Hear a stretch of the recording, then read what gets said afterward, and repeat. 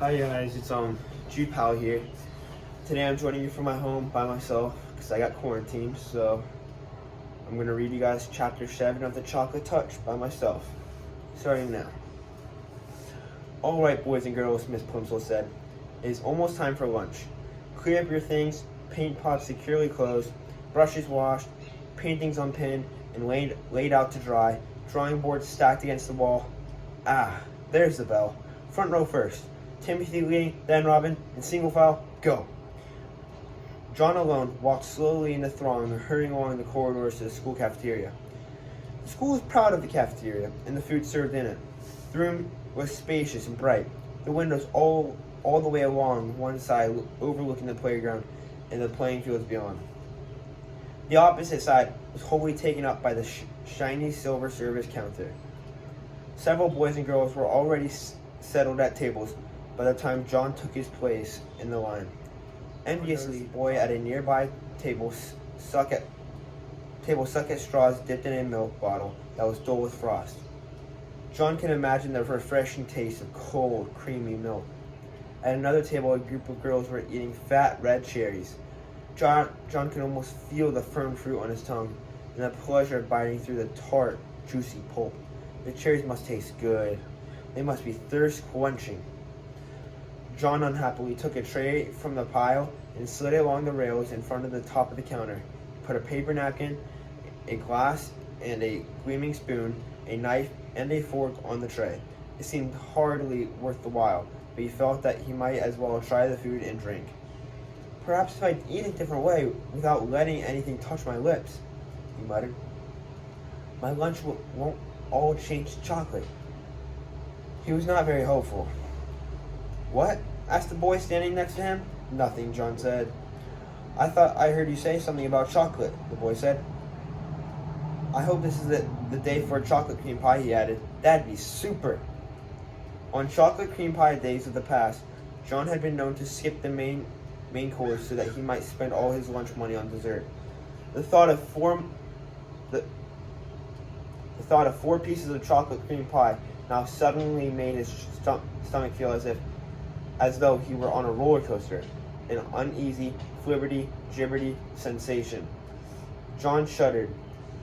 Okay, he commented with his wrinkling up nose.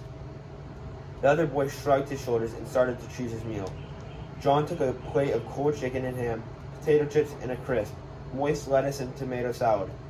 The white of the chicken, the pink of the ham, the gold of the potatoes, the pale green of the lettuce, and the red of the tomato looked delicious.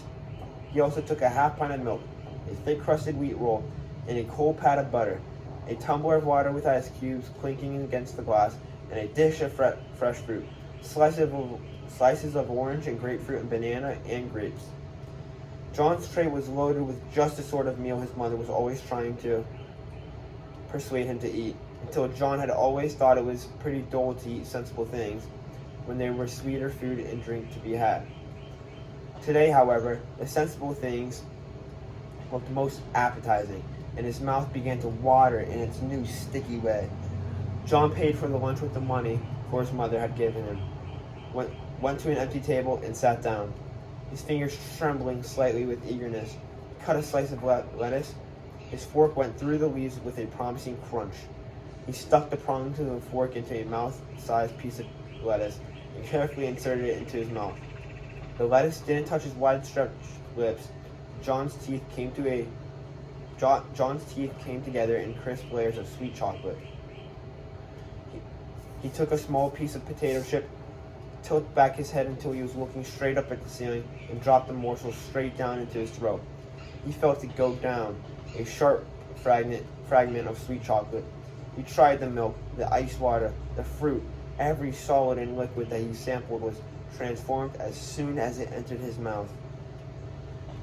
Then he became aware of a shocking novelty that he hadn't noticed at breakfast. At the rim of each glass there was a small semicircle of opaque brown. The bowl of his spoon and the prongs of his fork had become brown. As John watched, horrified, the areas of magic chocolate slowly spread until, at last, the glasses and cutlery were all solid chocolate. The trouble was unquestionably growing worse. John's scalp tightened with fear. What am I going to do? He asked himself miserably. Oh dear, what is going to happen to me? Leaving his tray of chocolate food and drink and utensils, John stumbled away from the cafeteria and out to the playground. So that is it for chapter 7. We'll be back in a sec for chapter 8.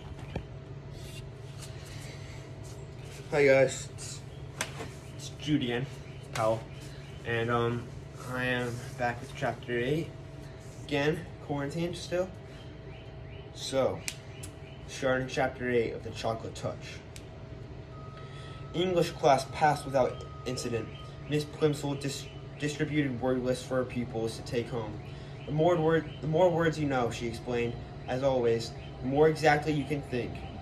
There were some difficult new words, John noticed. Avarice, indigestion, acidity, unhealthiness, moderation, digestibility. As Miss Plimsoll explained the meaning of each one, it seemed to John as though they all had a special bearing on his present uncomfortable condition. At last, the bell rang. Very well, class, Miss Plimsoll said. Time for outside activities. Good afternoon. Good afternoon, Miss Plimsoll. Miss Plimsoll gave the signal for dismissal, and the pupils in the front row filed out, followed by those in the second row, including John and Susan. Susan played a violin in the school orchestra, and usually she and John went to the rehearsals in the auditorium together. This time, Susan hurried on ahead of him. John followed very slowly. The members of the orchestra were sitting at their music stands on the auditorium stage when John, carrying his dark blue trumpet case, got to his chair in the brass section. Mrs. Claver had already begun to explain a difficult passage to the girl who played the flute. Just after Jay sings, nestlings chirp and flee. She was saying, "You come in with your trill doodle doodle doodle. You can see. Do you see the place on your score? Good." "Ah, John," Mrs. Claver exclaimed, seeing him in his place. I'm glad you're not absent. As I have just told the others this afternoon, we're having the first joint rehearsal of my arrangement of A Boy's Song by James Hogg. We've been over all the individual parts and all the sections, you will recall. Now it's time to fit the pieces together. John previously opened his trumpet case and took his shining gold trumpet from its bed of scarlet velvet. The beautiful new instrument gave him confidence. He worked the valves nimbly with his fingers and looked up at Mrs. Claver again. Now, John," she said, "tell me when your little solo begins." "Right after the end of the second verse," John promptly replied. He had practiced his part every evening in the basement at home for the last 2 weeks. He knew every note perfectly. After the line, "That's the way for Billy and me." "Good," Mrs. Claver said. "And don't forget why I told you, John. This is a happy song. I don't want you to play ta-ta, ta-ta, ta-ta, ta-ta, ta-ta, simply repeating the rhythm of the voice. And I want you to be light and lively.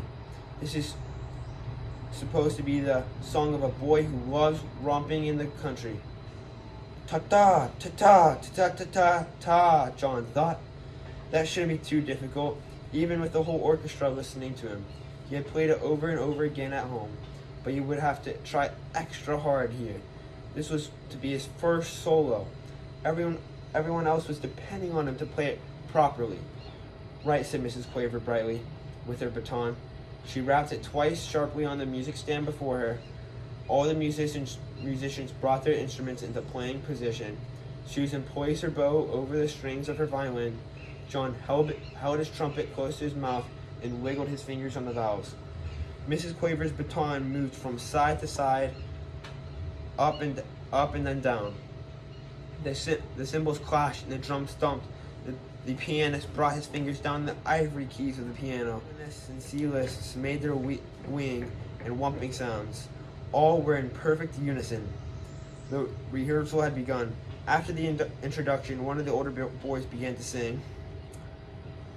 "Where the pools are bright and deep, where the gray trout lies asleep, up the river and over the lea, that's the way for Billy and me."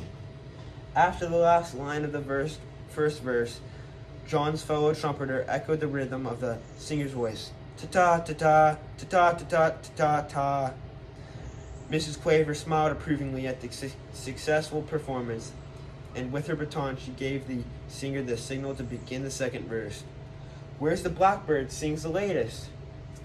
An oboe with peep.